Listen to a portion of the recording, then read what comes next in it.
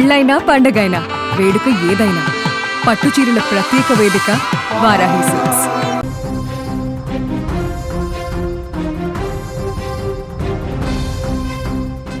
కళ్ల ముందు మృత్యువు కనిపిస్తున్న కన్న కొడుకును కాపాడుకునేందుకు ఆ తల్లి చివరి క్షణం వరకు తల్లడిల్లింది.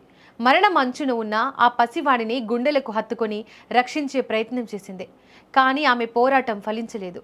కుమారుడిని కాపాడుకోలేక ఆ తల్లి కన్నీళ్లు ఆమెతో పాటే కడిల్లో కలిసిపోయాయి. మధ్యప్రదేశ్ బోటు ప్రమాదంలో కనిపించిన ఈ హృదయ విదారక దృశ్యం అక్కడున్న వారిని కంటతడి పెట్టించింది.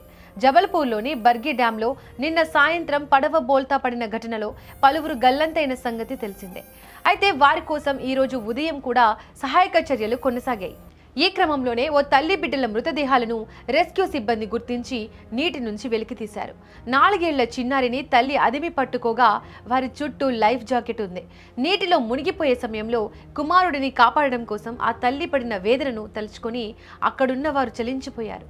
నర్మదా నదిపై నిర్మించిన బర్గి డ్యాంలో 29 మంది ప్రయాణికులు 2 సిబ్బందితో కూడిన క్రూజ్ బోట్ విహారానికి వెళ్ళింది. అయితే ప్రకృతి వైపరీత్యం కారణంగా వాతావరణం ఒక్కసారిగా మారిపోయింది.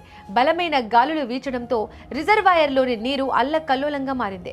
ప్రమాదాన్ని ముందే పసిగట్టిన కొందరు ప్రయాణికులు పడవను వెనక్కి తిప్పమని కోరారు. కానీ ఆ అరుపులు బోటు నడిపే వారికి వినిపించలేదు.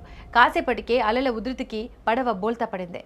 నిమిషాల వ్యవధిలో అందరూ నీటిలో మునిగిపోయారు. అయితే ఇక్కడ నిర్వాహకుల నిర్లక్ష్యం స్పష్టంగా కనిపిస్తోంది.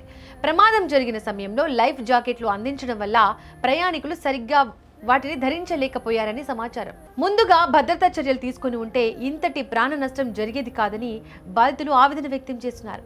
ఇప్పటి వరకు 9 మంది మృతదేహాలను వెలికి తీయగా సుమారు 15 మందిని సురక్షితంగా రక్షించారు. మిగిలిన వారి కోసం గాలింపు చర్యలు కొనసాగుతున్నాయి.